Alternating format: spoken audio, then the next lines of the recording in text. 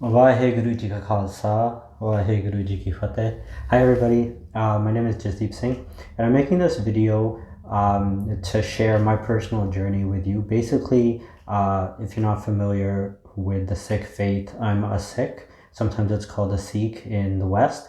And basically what happened was I was trying to learn more about my faith because I grew up in the West, and I realized that a lot of the things that I held true, I didn't know where my beliefs came from. And so I had an issue because I grew up outside of Punjab. My Punjabi was okay. I could understand Punjabi, but it wasn't at a very high level, and I couldn't read the Gurmukhi script very well. So I had to learn how to read Gurmukhi, and I'm trying to improve my Punjabi as well. And I realized as I was doing that a lot of my friends, a lot of people I knew were in the same situation where they had some kind of connection to their faith, or they wanted to have some kind of connection to the Sikh faith, but they didn't have the ability, or they didn't have the ability to access the materials that they wanted to. And as I started reading and coming across different things, people asked me to share them, and that's how we ended up here. So first and foremost, this is not a place where you should come looking for answers, because I'm not a scholar. I've met actual Sikh scholars, and they're at a very high level. They take decades, if not lifetimes, to accumulate this knowledge. I'm just basically, the purpose of this video and the subsequent videos that I'm going to make is to show you that if someone like myself can, I guess, make the effort to try to learn and make mistakes and stumble along, then if I can do it, basically anyone can do it. And then we can learn together. And I'll definitely probably make a few mistakes here and there. You'll see that my Punjabi is okay, but it's not amazing. My ability to read Gurmukhi, I make a lot of mistakes. So if I can do this, literally anybody can. And like I said, this is not a place where I am giving you answers. I might show you some material or some things that you might not have come across, and then I will stumble along, I'll make mistakes, and then we can learn together. And the hope is that as you see me trying my best to learn more about my faith, and not just the Sikh faith in this channel, but just philosophies in general, but obviously the epicenter will be the Sikh faith, that might motivate you if you feel so inclined. So once again, so within the Sikh faith, I was like, what is the purpose of a Sikh? Why is a Sikh here? What are we supposed to do in the world? What makes us who we are? And this was a very important question. And I came across a passage in a text that not that many people know about. So I'm just going to put this to the side. So this is a text, and I'll just show it to you. This is called the Sarabloh Granth Sahib, and it's a text written by Guru Gobind Singh. If you're not familiar with the Sikh faith, there were 10 physical gurus or teachers, true teachers in the Sikh faith, and Guru Gobind Singh was the last physical guru. And this is a compilation of his poetry. And I came across something really interesting. So I'm going to share it with you. While I was reading this,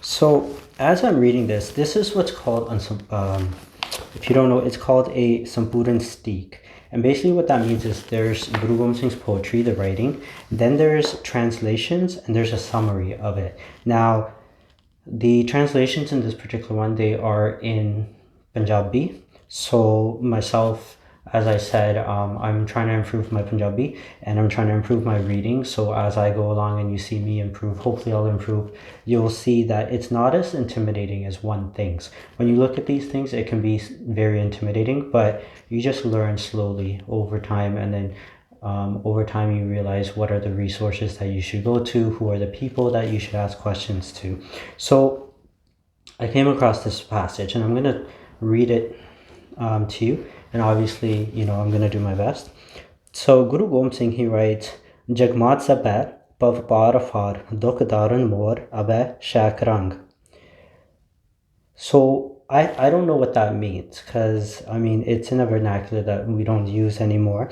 But there's a few words that I recognize, but if you go to the translation, basically in Punjabi, in brackets, it says, "Oh Sid Ade Kende Han Ke, Hey Jagat Mata." So, Jagat Mata, that's a very complicated subject. What does that mean? Basically, from my understanding, Jagat means the world, Mata means mother, Jagat Mata means the mother of the world. Now this, it triggers some people, but it's not, basically, it's a reference to the divine, because Guru Gobind Singh, in the Sikh tradition, the divine is formless, but we relate to the divine in different metaphors, and one of those metaphors is like a mother of the world. So he's speaking to the divine, and he says, Sare sansar da, in brackets says afar, so afar, Sare sansar da, and in brackets it says afar, Beant par, te mera, in brackets, Sri Guru Gobind Singh Sahib Ji da. So Guru Gobind Singh is saying this. He says, Byanak dukh hone hi, in brackets says shakarang, so that's what that word means, nashkar. So essentially, that's the translation of what's being said. Now there's a commentary. So if I read the commentary, it says, Sri Guru Gobind Singh Sahib Ji Tarti de bahut par nu apna par samajh rahe han. So basically, the weight on the world, basically the pain, the suffering that is on the world, he's viewing that as his own experience. He feels that pain, and he's calling out to basically the divine. So basically, when I look at that, I was like, okay, what does that mean? Like, why is he saying that? And then basically I came across another passage that I want to share with you. And this comes from Guru Gobind Singh's other poetry in Sri Dasam Granth Sahib. Now, this is Sri Dasam Granth Sahib. This is an English translation by Dr. Jodh Singh, and Dr. Jodh Singh, I think, has done a great job. But just so you're aware, you lose a lot with English when you try to translate it, no matter, I mean, it's just impossible to get the same essence. So I started with English translations. I still rely on them to a certain extent, but eventually you'll learn to graduate to the Punjabi translations. So when I come across Sri Dasam Granth Sahib, and by the way, there's 3 volumes of this. This is volume 1 of 3. I have 2 of them. I think the 3rd one is not in print, or it's simply just not available. So basically what I wanted to understand, if I just look at my notes right here quickly, is what, sorry, one second. Why did Guru Gobind Singh feel this pain of the world around him? What was his life like? Now, if we go to Sri Dasam Granth Sahib, there's a passage here. It says, Madar des hamko le aaye, Panth Panth dain dul rai. So basically, the English translation is, thereafter I was brought to Madra country, or Madar Des. In brackets it says Punjab. So Madar Des is Punjab's ancient name, as far as I've been told. Punjab is a region that's thousands of years old, and over time, this region has been known by different names. And Madar Des is one of those names. Guru Gobind Singh, he was born in the city of Patna, and see, I already mispronounced that. It's Patna. He was born there, and then when he was young, he came to Punjab. So it says, thereafter I was brought to Punjab, Madar Des, where various kinds of maids and nurses affectionately brought me up. So what this tells us is that Guru Gobind Singh, when he was young, he lived in affluence or comfort. He could have lived a very simple, like a very easy life. But when we look at his life story, we see that he went through a lot of hardships. He sacrificed, well, he lost his parents, he sacrificed his sons, basically most of his family, most of his followers, a lot of his luxuries. So why did he do this? He didn't have to. Guru Gobind Singh could have just looked at the suffering on the world, said it's not my problem, and he could have just lived his affluent life. So why did he come into the world? That's what I want to know. So as I look at my notes,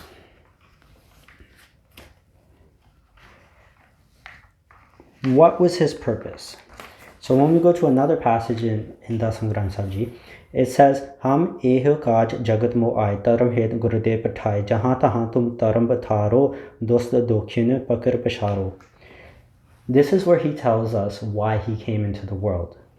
The translation, it says, the objective of my coming to this world is Dharma, and the Guru, the Lord, has sent me for this purpose. Spread religion everywhere and throw down the nades. So basically what that means is the evildoers who were causing a lot of tyranny and oppression, to end their rule and protect Dharam. Now, that's interesting because it's like, okay, so what exactly does that mean? Okay, what does Dharam mean? Why is Guru Gobind Singh, why is his purpose in the world to protect Dharam or Dharma, as some people say? So if I go to another, if I look at something else here, this is another stik of Sri Dasam Granth Sahib. This one is by Narayan Singh Ji, Gyani Narayan Singh Ji. This one is the same content, but everything is in Punjabi. And this, like I said, it has multiple volumes as well. When I go to the first volume, there's a passage here that really stood out to me. So it's the same passage, but it's in Punjabi. So I want to show you both. So how you can start off with English and then you can get into the Punjabi translations. It says, Ham eh kaj jagat mo aaye, taram het gurudev pathaye, jahan tahan tum taram batharo, dost dokhyune pakar pasharo. The translation says, मैं इस कारज ਲਈ ਜਗਤ ਵਿੱਚ ਆਇਆ ਹਾਂ, ਧਰਮ ਦਾ ਮਾਰਗ ਚਲਾਉਣ ਲਈ। ਅਕਾਲ ਪੁਰਖ ਨੇ ਮੈਨੂੰ ਇਸ ਜਗਤ ਵਿੱਚ ਘੱਲਿਆ ਹੈ। ਪ੍ਰਭੂ ਦਾ ਹੁਕਮ ਹੈ ਕਿ ਹਰ ਥਾਂ ਤੁਸੀਂ ਧਰਮ ਦਾ ਪ੍ਰਚਾਰ ਕਰੋ ਤੇ ਦੁਖੀਆਂ ਦਾ ਨਾਸ਼ ਕਰੋ. And then it says here, later on he says, I'm here for dharam chalavan sant ubaran. So to protect saints, to create dharam, and basically destroy those people who are oppressing others. Now, I'm starting to get an idea now. So from Sarabloh Granth Sahib, it tells me that Guru Gobind Singh felt the pain of the world. So his purpose in the world was to create dharam. I'm still trying to understand more of his purpose, why he came into the world. So when I go into another passage in Sri Dasam Granth Sahib, I want to learn more about Guru Gobind Singh. How did he identify himself? What was his identity like? And here it says, Svaya, Shatri ko putho Baman ko nahe. The meaning in Punjabi, it says Arth, Main Kshatriya putar haan, Brahmin da putar nahi haan. So Kshatri is like a warrior. So here Guru Gobind Singh is identifying himself as a warrior, not as a Brahmin or a priest. That's very interesting. So Guru Gobind Singh here feels the pain of the world. He wants to protect dharam or dharma, and he is calling himself a warrior. So now I'm starting to get a better idea of what he's thinking, what his purpose is, and what he aims to do in the world. If I go down a little bit more, let's see here. There's another passage that really stood out to me. It says, Dasam katha pagot ki pakha kari banaye, avar vasna nahe pravat taram jod ke chaye. So the meaning, it says Arth, मैं भागवत ਦੇ ਦਸਮ ਸਕੰਦ ਦੀ ਕਥਾ ਨੂੰ ਸੰਸਕ੍ਰਿਤ ਭਾਸ਼ਾ ਤੋਂ bridge ਭਾਸ਼ਾ ਵਿੱਚ ਬਣਾਉਣਾ ਕੀਤਾ ਹੈ। हे ਪ੍ਰਭੂ, ਇਸ ਦਾ ਉਲਥਾ ਕਰਨ ਵਿੱਚ ਮੇਰੀ ਹੋਰ ਕੋਈ ਵਾਸ਼ਨਾ ਨਹੀਂ ਹੈ। ਕੇਵਲ ਧਰਮ ਜੁੱਧ ਤੇ ਚਾਉ ਲੋਕਾਂ ਵਿੱਚ ਪੈਦਾ ਕਰਨ ਲਈ ਇਹ ਪ੍ਰਸੰਗ ਪ੍ਰਗਟ ਕਰਕੇ ਸੁਣਾਏ ਹਨ। So basically, now I'm adding more to it. Here it's saying that a lot of these old epics, he translated them from Sanskrit into a language called Brij, which is sometimes called Braj, right? I've heard it referred, there's slight variations in the pronunciation. I've heard it referred to as both. And one of the reasons that he did this is to basically, in the people, inspire them to protect Dharam. So now I'm getting an idea. Guru Gobind Singh felt immense pain for what he saw in the world. He came here to protect Dharam. He calls himself a warrior, and he wants other people to protect Dharam. Okay, so now I'm getting a better idea of what I'm trying to understand. What is Guru Gobind Singh's purpose? Because if I understand what his purpose is as a follower of follower of Guru Gobind Singh, I can now start to see what his purpose is for me. So now there's this reoccurring theme. Okay, one thing is they use the word Sare Sansar. Okay, so I don't know what that means because I'm still trying to get my Punjabi proper. So I looked it up in the dictionary. This is a Punjabi Angrezi Kosh by Punjabi University, Punjabi University Patiala. There's so many Punjabi English translations. This is just one that I think is very respected. Most people have this on their phones now, but I'm a little old school. I still like books.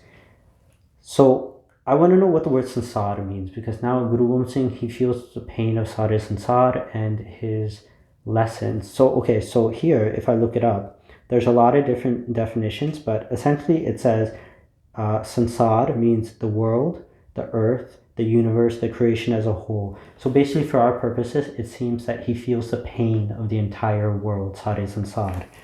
And he's talking to the entire world. So now I'm starting to get an idea. I'm using different sources. I'm not trying to put my own ideas in right now. I'm building a base using different sources. So now I have this recurring theme, the word dharam or dharma. What does that mean? So I looked it up in the dictionary, but it gave me a very technical answer, and it didn't sit well with me. There's like different elements that if you amalgamate them together or they occur simultaneously, it's called dharam. But I've heard this word before, dharma. So where have I heard it before? So when I go here to our principal Sikh scriptures, Ad Guru Granth Sahib, I have two Sikhs. So this is just an English translation, Guru Granth Sahib. This particular one is by Dr. Darshan Singh. There's a lot of Guru Granth Sahib translations into English, and I believe they're now being translated into other languages. There's a very famous passage in Guru Granth Sahib which has the word dharam in it, and most people have heard it. It says Tol dharam deyaka put. Now, the direct translation, it says religion is the bull and it is the son of compassion. So there's a footnote here. It goes, according to Hindu mythology, a bull is holding the earth upon one of its horns. Guru Nanak, who wrote this passage, Guru Nanak, the first of the Sikh Gurus, Guru Nanak believes that religion, which is the son of compassion, is the power which sustains the earth. So dharam, if you consider that as religion or a set of principles that you live by, it comes from compassion. Now, is there a Punjabi translation that might help? This Sikh is, I think this is the Sahib Singh one. So, let's just see. Yeah. So this is a Sahib Singh Sikh. Now this is one of many Sikhs from Guru Granth Sahib. Some people love this Sikh. There's other ones. Some people don't really like the translations. So there's a whole different set of reasons why some people prefer one over the other. I just had this, I had this close by. So this is the one I'm using. I do have other ones as well. So when I look up that same passage, Tol Taram Deaka Puto. So what does that mean in the Sahib Singh Sikh? It says here, Niranka Rahi Rachi Gayi Srishti Taram Rupi Tole Bail ne apne upar tika ke rakhi hoi hai, Jera Deya da putar hai. So again, same thing, right? It says that this bull is the son of compassion. But there's another commentary that's added. It says, "Kyonke man vich daya hovegi, ta hi dharam karaj is jeev to hovega." So basically, it says, if in your mind you have compassion, then you can be a religious person or a spiritual person. Essentially, to elaborate on that, as per my understanding, so if you don't have compassion in your mind, you cannot be a Sikh. You need to cultivate compassion before you can cultivate anything, any other form of religion or spirituality, because true religion, true spirituality comes from compassion. That's my interpretation based on what I'm seeing here. So now we have a working definition, right? If I come back, the city Sarabloh Granth Sahib. So let's look at what was happening at this time period, when all of this was happening. You had the Turk Empire, the Turks, who basically had invaded India, created their kingdom, and for centuries they were oppressing people. I mean, it varied. Sometimes they were good to the people depending on the emperor, and sometimes there was extreme oppression, extreme tyranny, forced conversions, torture, wars, and so on. So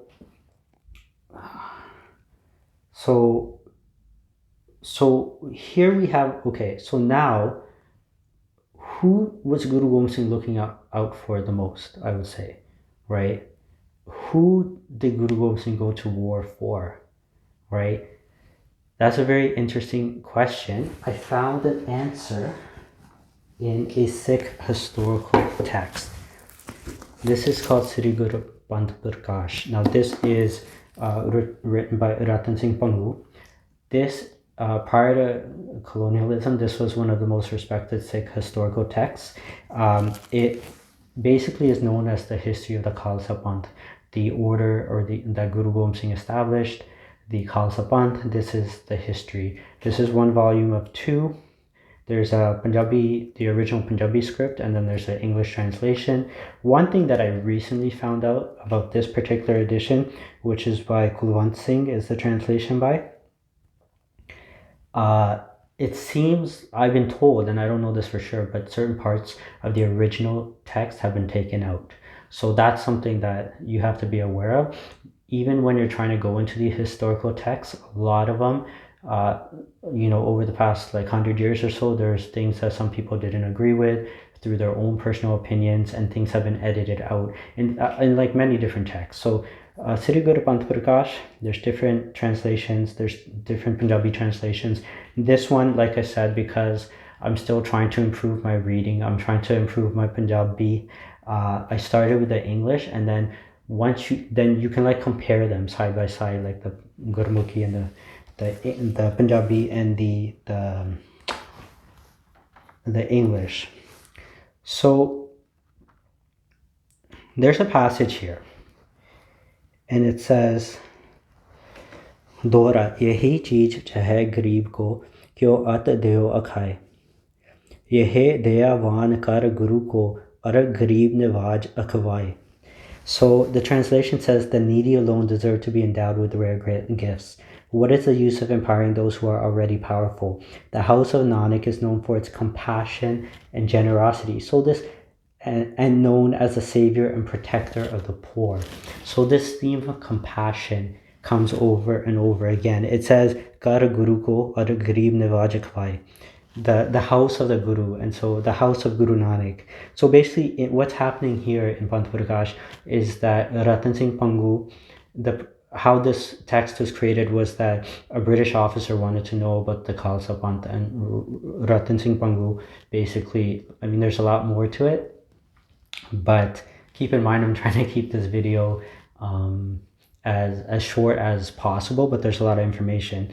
So Rattan Singh is talking about Guru Gobind Singh is thinking, who is he going to help, right? And basically it comes into his mind that he has two options. He can empower these hill kings, or these kings that have been in basically India or modern day India, South Asia, for centuries, they have armies, they have wealth, but basically he says that they're not going to appreciate it. So instead, then Rattan Singh basically says, Guru Gobind Singh says that the house of Guru Nanak has always helped those in need, those who are helpless, and that is who Guru Gobind Singh decides he wants to help. Then Rattan Singh lists, as you know, many of you know, Indian society was stratified and demarcated based on the caste system. Guru Gobind Singh, as per Rattan Singh's account here, says that then Guru Gobind Singh starts listing all these what you would call low caste people, right? These low castes. And I'm trying to be, I'm not going to read the whole passage, but blacksmiths, carpenters, tailors, wine vendors, cattle grazers, cowherds, vegetable growers, and water carriers, and so on. And Guru Gobind Singh basically says, in Garibin Hum Daya Patashahi. Sorry, I said that wrong. In Garibin Hum Daya Patashahi. E Yad Rakhe Hamre Guryai. He says, I shall confer sovereignty on these poor and needy Gursikhs so that they may remember my patronage and benediction. So that now I have a working idea. Guru Gobind Singh, so let's put together everything that we have. Guru Gobind Singh felt the pain of the world around him because he had overwhelming compassion in his heart, and he saw the pain that people had. So he wanted to protect Dharam, which is based on compassion, and he wanted to confer basically freedom and sovereignty on people that were being oppressed. Okay, so that's Panth Prakash, a passage that I saw. So now, if I go back to Sri Sarabloh Granth Sahib Ji, now I have an idea of what's going on here. And when I go to Sri Sarabloh Granth Sahib Ji,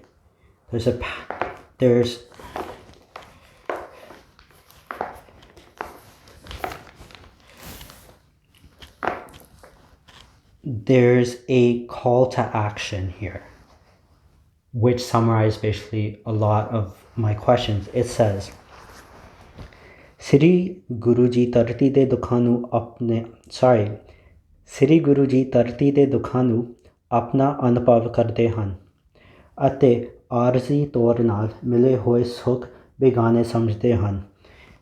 So, as far as I can translate that, basically he experiences the pain, the suffering of the world as his own. And the things in the world that are temporary, the luxuries, worldly comforts that we all crave, he doesn't identify with them. They're strange to him almost. Now here's the call to action. It says, आओ अपने बजुर्गां दे रस्तियां दे चलन वालेओ कुछ उठो ਅਤੇ ਸ੍ਰੀ ਸਤਿਗੁਰੂਆਂ ਦੇ ਕਾਰਿਆਂ ਨੂੰ ਆਪਣੇ ਕਾਰਜ ਸਮਝ ਕੇ ਤੁਸੀਂ ਵੀ ਧਰਤੀ ਦੇ ਦੁੱਖਾਂ ਨੂੰ ਦੂਰ ਕਰਨ ਵਿੱਚ ਯਤਨ ਕਰੋ ਅਤੇ ਪਰਉਪਕਾਰ ਵਾਸਤੇ ਤਿਆਰ ਬਰ ਹੋ ਕੇ ਸ੍ਰੀ ਸਤਿਗੁਰੂ ਜੀ ਦੇ ਖੁਸ਼ੀ ਪ੍ਰਾਪਤ ਕਰੋ. So that's a lot there. And that's very deep and very powerful. If I were to try my best to translate that, it would say, the people say, come those who walk on the path of their ancestors or their elders. It says, make Guru Gobind Singh's purpose your purpose as well. And it says, you also make the pain of the world, like basically help to eradicate or solve or address the pain of the world, make it go away, make it go very far away. And it says, parupkar vaste tyar ho ke Sri Satguru Ji de khushi prapt karo. So it says parupkar, for parupkar, become ready beyond ready, and this will make Guru Gobind Singh happy. So what does parupkar mean? Let me look that up 1 second, because I didn't know what that meant. So I found it here in my dictionary. It says, Parupkar, others' interest, an act performed for another's good, disinterested help or favor, benevolence. So basically, Parupkar means to help other people. This is something that's very important because in the passage, I didn't read the entire translation and the entire commentary because it spans many, in English we call them pages, but in Punjabi we say angs, and it's a lot of information there. But it's basically saying that what's interesting about Guru Gobind Singh is he didn't try to further his own wealth or his own cause or benefit himself. Instead, he did it for others, for Parupkar, for other people's happiness, other people's freedom, other people's emancipation. And he sacrificed everything he had for people who couldn't give him anything in return, essentially, other than their loyalty and their love. And he could have lived a very lavish lifestyle like the other kings of India did, but he chose to sacrifice all of that for the freedom and the emancipation of the poor, of the beleaguered people, of the oppressed people. And why is that very important? Because then I come across another thing here. It basically says here in Sri Sarabloh Granth Sahib, it says,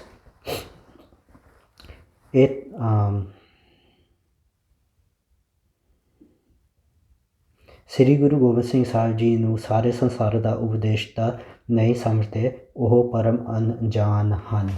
So basically it says, those who look at the lessons of Guru Gobind Singh and don't think that they apply to the entire world, those people are param anjan.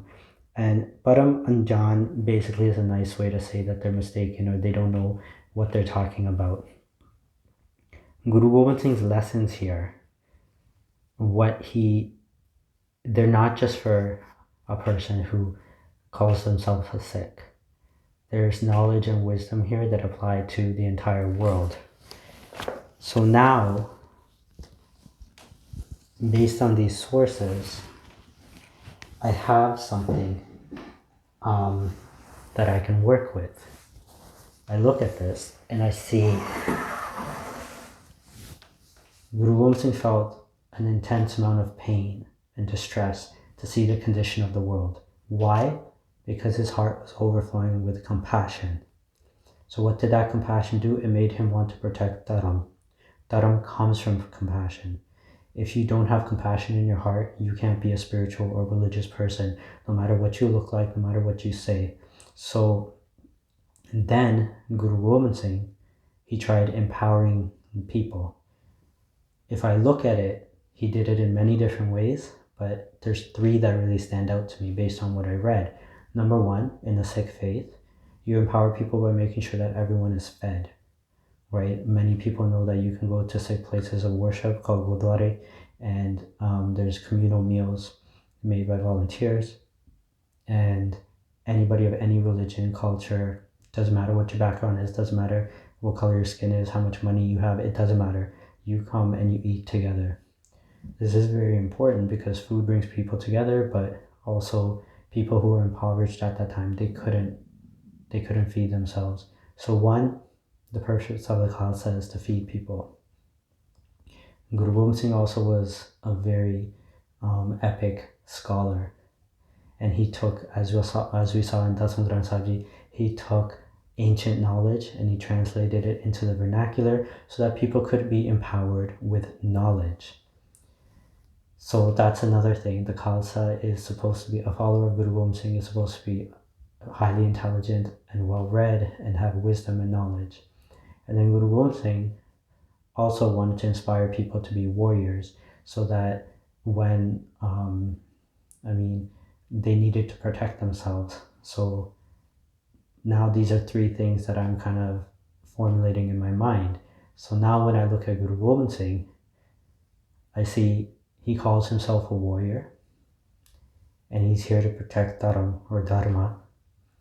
Dharam or Dharma comes from compassion. So now the working idea that I have is that Guru Gobind Singh and his followers, a Sikh or a Khalsa, they are warriors of compassion. In everything that they do, that they fight for in different ways, comes from protecting compassion in the world, because when you have tyranny and injustice, that means you have a lack of compassion. So now, like I said, I'm not here to give you answers. I'm not here to tell you what I think is right. I'm here to show you that these are different sources that, as you can see, they look very intimidating and they're very difficult to understand. And I'm not saying that I understand them, but you can try and slowly understand and put things together. And as I go along, you can come along with me. These are sources that some people may never have heard of. Again, some of you might be experts in these sources as well. But my definition right now of what a Sikh is, or what a Khalsa is that a Sikh or a Khalsa or a follower of Guru Gobind Singh is a warrior who protects compassion, is a warrior of compassion. And now I can take that understanding and I can apply it to my life. If you have any other interpretations or ideas, please let me know. Once again, we're all learning together. I apologize for any mistakes I've made, mispronunciations or misinterpretations. But as you can see, this is how we're going to go and this is how we're going to formulate things. So that's the video for today. Thank you so much and I hope you have a great day. Vaheguru Ji Ka Khalsa, Vaheguru Ji Ki Fateh.